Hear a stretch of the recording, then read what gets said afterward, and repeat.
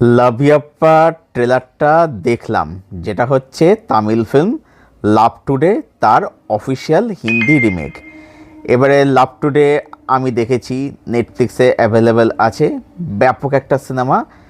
যারা এখনও অবধি লাভ টুডে দেখনি তার সিনেমাটা একদম মিস করো না। হিন্দি ডাবিং অ্যাভেলেবেল নেই, তামিলের সাথে পেয়ে যাবে ইংলিশ সাবটাইটেল দিয়ে।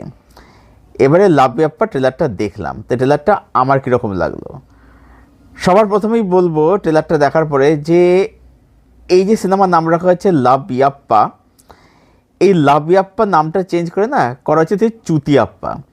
কারণ ট্রেলারটা এতটাই বালবিচি একটা ট্রেলার হয়েছে।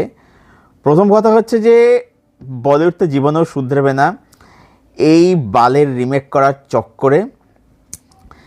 বেবিজনও অলমোস্ট সেমই ছিল, মানে ফ্রেম রিমেক ছিল আর কি। তো বেবিজনের মধ্যেও কিন্তু কিছু ডিফারেন্সিয়েট ছিল, করা হয়েছিল। এবার ব্যাপারটা হচ্ছে কি, ফ্রেম রিমেক করলেও অনেক ক্ষেত্রে কী হয়, জিনিসটা কিন্তু যেহেতু অরিজিনাল দেখতে ভালো ছিল বলে সেইখানে বেরিয়ে যায় আর কি, যে ঠিক আছে অরিজিনাল কাল বলে চেঞ্জেস কিছু করবো না।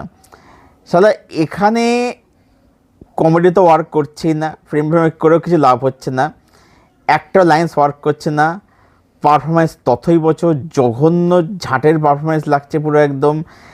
এবং অরিজিনাল ফিল্মটার যে সোল, সেই সোলটাই মিসিং এখানে। মানে কেন, কি জন্যে এই সিনেমা, কেন এই রিমেক, কোনো জাস্টিফিকেশান নেই আর কি। এবং সত্যি কথা বলতে আমি শুয়ে রিয়াকশান করছি এই কারণেই, কারণ বসে রিয়াকশান দেওয়ার মতো এনার্জি, ইচ্ছা, মানসিকতা কোনোটাই আমার নেই আর কি। এটার সিনেমার নাম হচ্ছে যে চুতিয়াপ্পা, লাভিয়াপ্পা না হয়ে।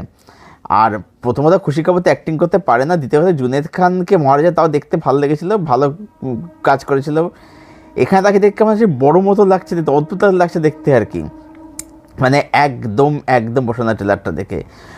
লাভ টুডে যারা দেখেছে তারা ট্রেলারটাকে রীতিমতো খিস্তি করবে আর কি।